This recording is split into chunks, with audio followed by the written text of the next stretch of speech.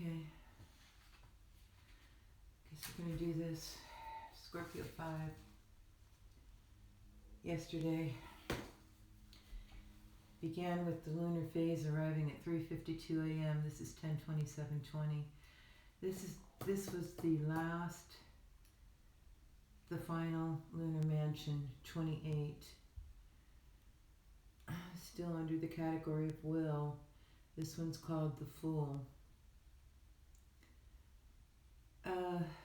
I woke up in the strangest of moods. The brain is still a little bit there, quite frankly, a little bit of a hangover today, but the just wasn't connecting. I had dreamt, and all I could take away was envelope, dragon, and something about week, 7 days a week, semana. Anyway, I witnessed this incombobulated not being able to just, and the word here captured it. The mask, the true mask is oblivion, and that's exactly, oh, that's in the way. It's exactly what I felt, like I was in a place of oblivion. And so I was a little intrigued by the lunar mansion, obviously. False is malignity. Creative mind is, I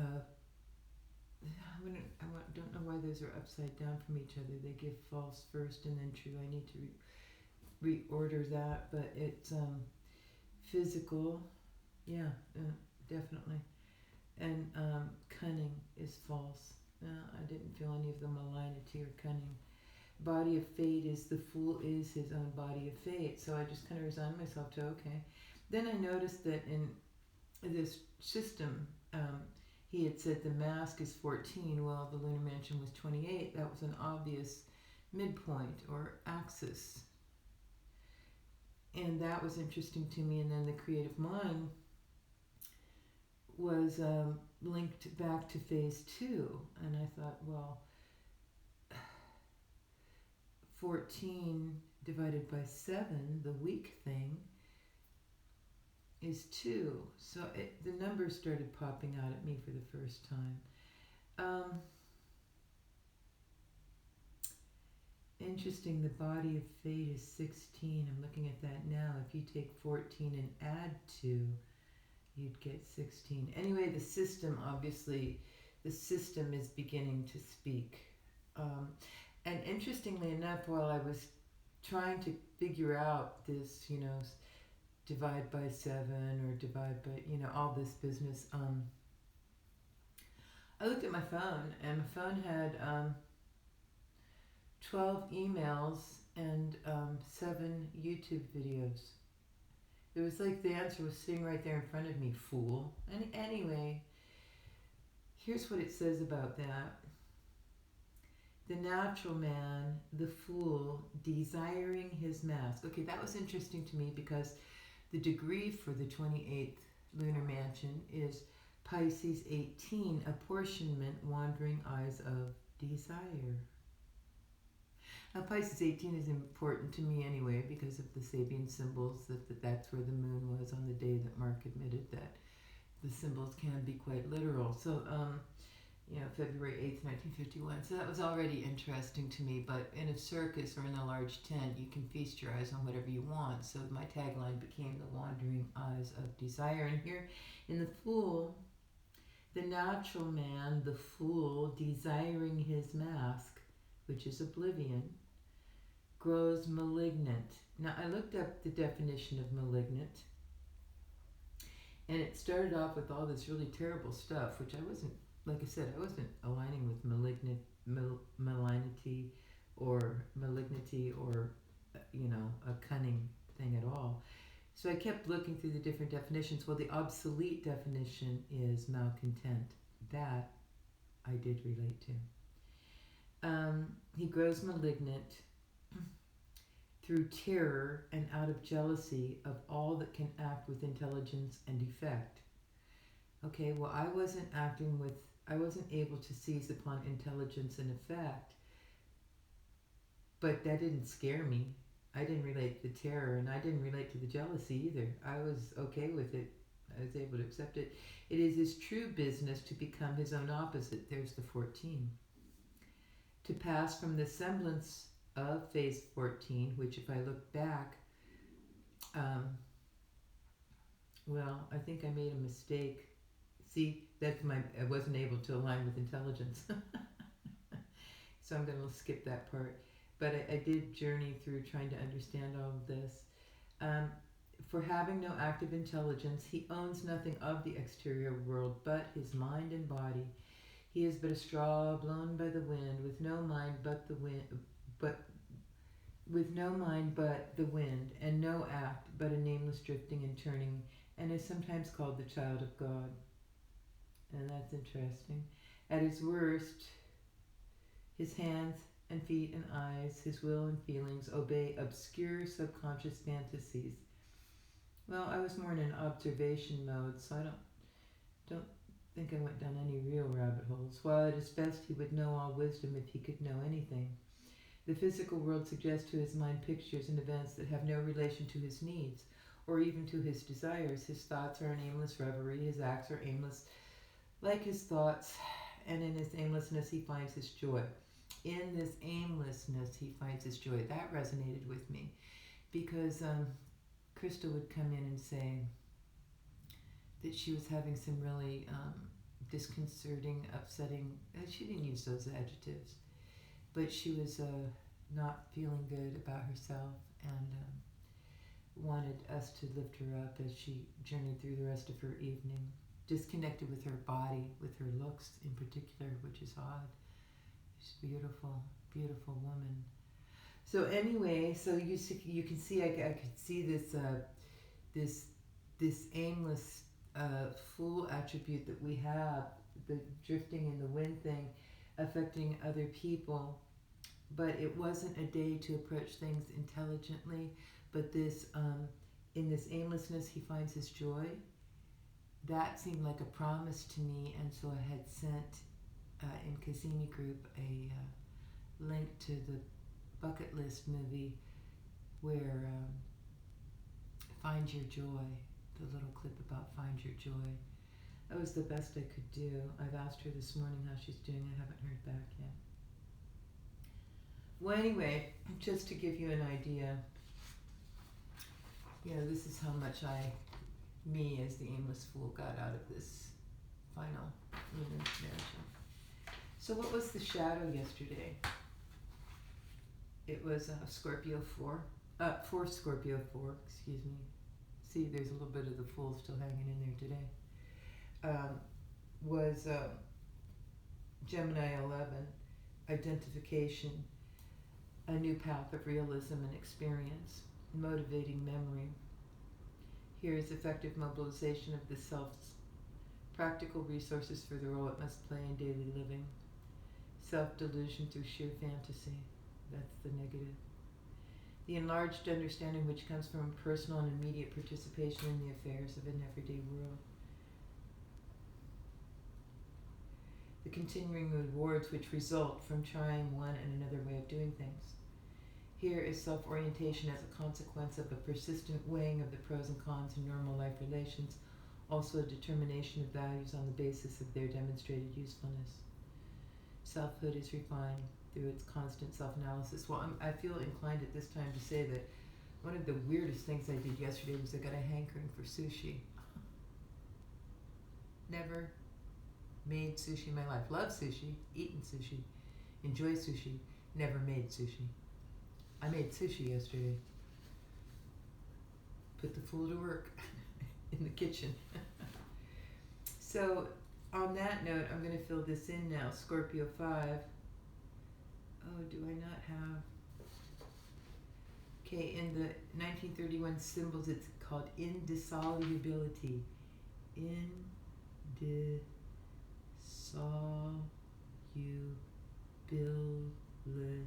And that was 10/27/20. And so, a mood of obliviousness, mood, comma, oblivious. Oblivion. I also related that to Albion. Sounds the same, sounds similar. And so the Fool, I put on Merlin. I just let it stream all day long.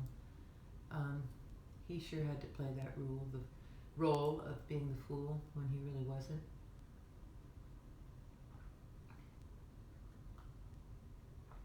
So that was interesting.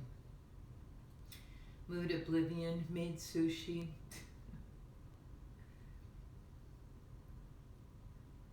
28th Mansion, comma, the Fool. Saw the system. I did indeed. Couldn't articulate it very well, but I saw the system. What else happened? I already said about making sushi. Okay, so on the Q front, so Tony Babulinski,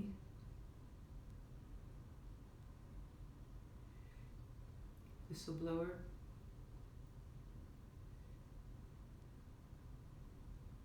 on Biden's. I'll put a dollar sign and I'll put China. So what else happened?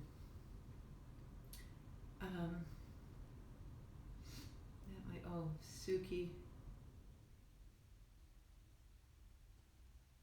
sends packet. SPS. Scorpio crystals arrive.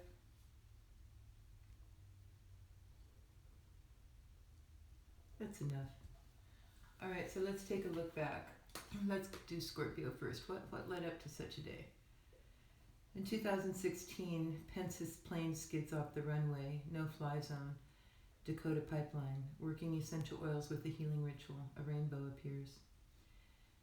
Scorpio 5 stabilization 2017, earworm. I hope that I don't fall in love with you. Dream, JFK, grateful for him. Memory of first grade hearing of assassination. Nap, getting cold, heat on. A sauna, attorney $6,000. Clean dry erase board, transcribed. Criminal minds, nails. Scorpio 5 stabilization 2018. Reminder to review a day in reverse order. Review the day in reverse order. Jewish synagogue, 11 killed. Dry erase. Add hermetic. Unable to shake mood. Abortion. Quiet seized. Insomnia until 2:30 a.m. Scorpio 5 stabilization 2019. Jeff brought the kids back. It had gone well, with Tegan waking only once during the night. Crystals tarot. Source. Cut cards. 7 of diamonds also key. Healing ritual with girls. Scorpio 5 indissolubility. 2020. Mood oblivion. Made sushi. 28th mansion. The Fool. Saw the system. Tony Popolinsky. Whistleblower on Biden's money. China. Suki sends packet SPS. Scorpio crystals arrive. Alright, underpinning that across the axis is Taurus. So this is Taurus 5. A messenger in the house, man's genius for personal aplomb. Did I read what it was? Oh no, I didn't read what Scorpio 5 was. Give up and you'll never know. A poised spirit and a firmness of personality which enable every individual to prepare himself and his fellows for every possible contingency. That was stabilization. Now, going on to Taurus. A messenger in the house. Man's genius for personal aplomb or an effective transcendence of disappointment and delay. In every spiraling self-discovery, reorientation. In 2017, dreamt that Travis gave me a note saying he'd faced and overcome something he was fearful of.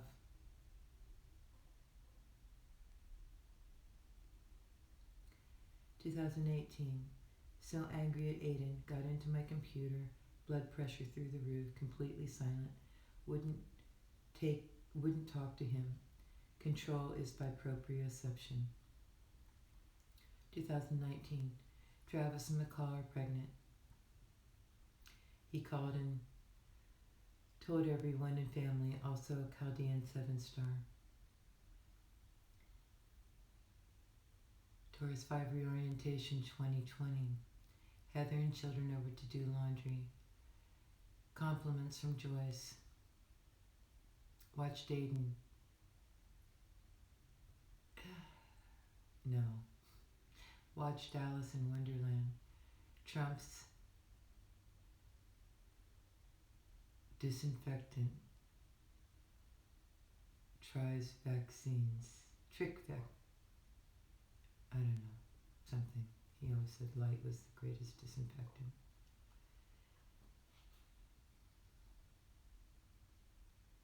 Alright. That's it. That was yesterday. Now I can get set up for today. File all this stuff. Oh, maybe I'll end with a reading. I enjoyed this. I printed a couple of things out since I wasn't able to intellectually put anything together. I saw some memories on Facebook that were worth printing out. Some of my favorite things about today, memories on Scorpio 5. October 27th, Stanley finds Dr. Livingston.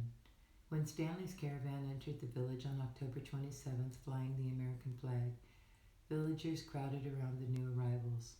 Spotting a white man with a gray beard in the crowd, Stanley stepped toward him and stretched out his hand. Dr. Livingston, I presume. And what he said, also I enjoyed here. The real art is made not by the hand that carves, but by the mind that conceives. Not the art itself, but the meaning of it. Dwayne Pasco. And what he said, a massive rocky shore, Scorpio 5, Sabian sage. Electric seas, if I only had a brain, I would tell why the sea is so very near the shore, then I'd stop and think some more. Intense yet flowing, how I love days when the sea of life rises up, smashes into the rocky granite cliffs of existing. Conversation seems to cut right through the veneer of materialistic mediocrity on such days. Just a couple of stories to uplift. March 6, 1993. I want to remember this morning. We were at the girls' softball league opening ceremonies. They told us that the league sponsor was a skydiving company and that the father and son were going to do a jump over the field. Well, it was spectacular, but instead of 2 jumpers, there were 3. The chutes were beautiful, especially the rainbow-colored one. We watched each jumper land. It was exhilarating. When the jumper with the rainbow chute landed and took off the outer jumpsuit, we discovered it was a girl. It was quite a thrill. Then, when it seemed okay to do so, everyone started towards them to say thank you and to talk to them. It was absolutely astonishing to me to see more than 2/3 of the crowd run to the girl. I, too, told her of my gratitude for her service and that she had been very inspiring to all of the young girls there to see her demonstration. I'm trying to learn of my divinity and what it means to be a woman. I know what the world in its imperfection says, and I'm through listening. Now I want to hear only the Spirit. I want to weed out those parts of me that pull me away from my eternal nature. I want to find the peace and joy that come from knowing who I am and how I fit in with the greater plan. The other night after scripture reading, just the girls and I were up. I was working on Crystal's softball team flag. Alina asked me why, in 1 Nephi only blessed his sons and not his daughters. She didn't think that was fair. She said she got the feeling from the scriptures that men back then only thought that women were good for having babies. Her comments took my breath away. Crystal agreed with her. And in my own pain and torment over similar identity struggles, I was unable to answer her or to put her at ease. In my own soul, I seek answers and explanations just as they do. It is my belief that many women struggle with these issues. Men are fed heaping amounts of instruction. They are spoken to directly. They are acknowledged, and so I am in the midst of my own personal soul searching. March 8th, 1993, my birthday. Yesterday I felt inspired to take breakfast to a little old lady who lives with her 3 dogs in a car in the parking lot at Ventura College. I saw her a week ago when I started driving Alina to softball practice at the park. On Saturday, I had been especially drawn to her. As I have pondered the past several weeks over our natures, as daughters and women, I have felt many instances where the Spirit is teaching me and showing me things I need to increase my understanding. This woman was one of those lessons. My heart went out to her. I wanted to help her and let her know I cared. I went to her and offered her $2. I wanted to ask her if I could buy her something with it instead, but I decided to just offer it to her. She was grateful, yet replied, "Can you spare it?" I couldn't get her off my mind. When I woke up yesterday, I thought of her and wondered what she would have to eat. I imagined all her showered and clean. I imagined her all showered and clean in fresh clothes and wondered what difference it would make. I wondered about her spiritually. I felt certain that Jesus ached because of her condition, so then I decided to make her breakfast. I enjoyed it. I fixed pancakes and orange juice. As I drove to where she was, I bawled like a baby. The Spirit burned in my heart so strongly. I felt that I was surrounded by angels and that I was on a mission or errand to one of the poor and the needy daughters of our times. I cared very much for her. When I arrived, she wasn't there, but her dogs were in the car, or at least one of them. I wrote on the inside cover of a book I had brought for her, "Dear sister, I don't even know your name, but I know you are my sister. Here is food, both for the body and the spirit. God bless you. I love you, Sister Jack." Then I drove home. The joy is in the giving. I don't know what difference I've made in her life. I know I cannot cure all of her problems. I know that she can if she so desires. I will watch and see during the softball season if I can be of further help. I have been so richly blessed by serving her as I have thus far been able.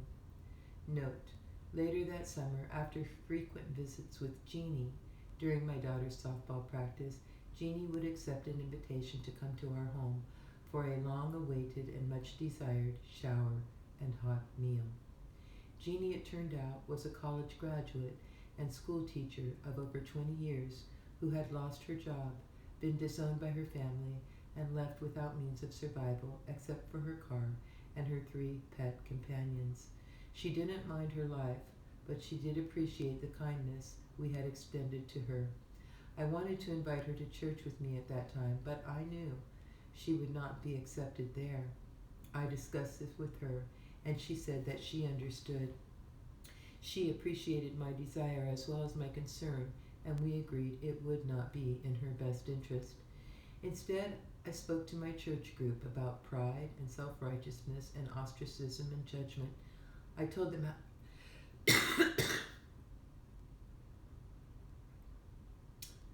how disappointed I was to be concerned that had Jenny arrived with me, I would fear their reactions, and that I had come to care very much for her and refused to take that risk, that Jeannie didn't deserve that, and I was protecting her by not inviting her.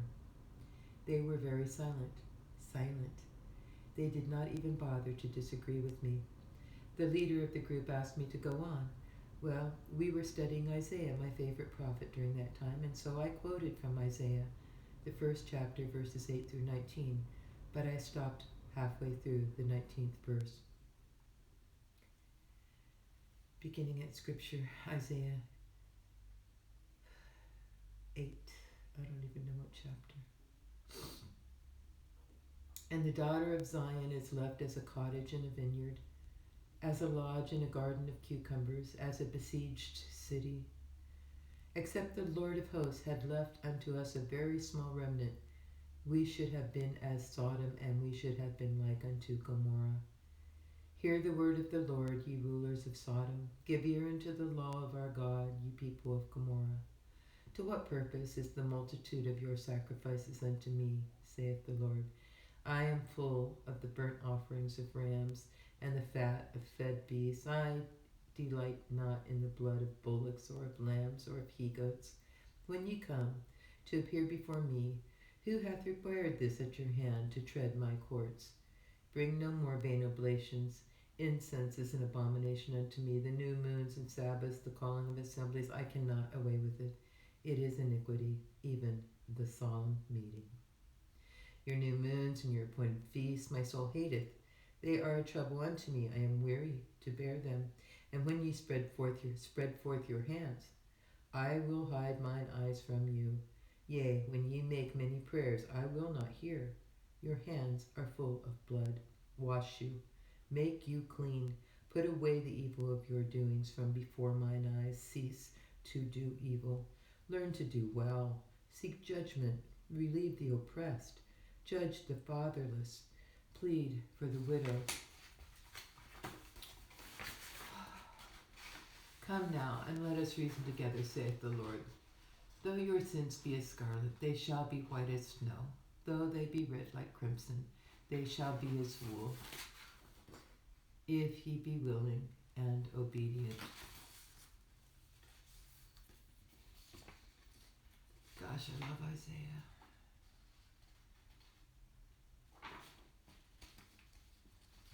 Anyway,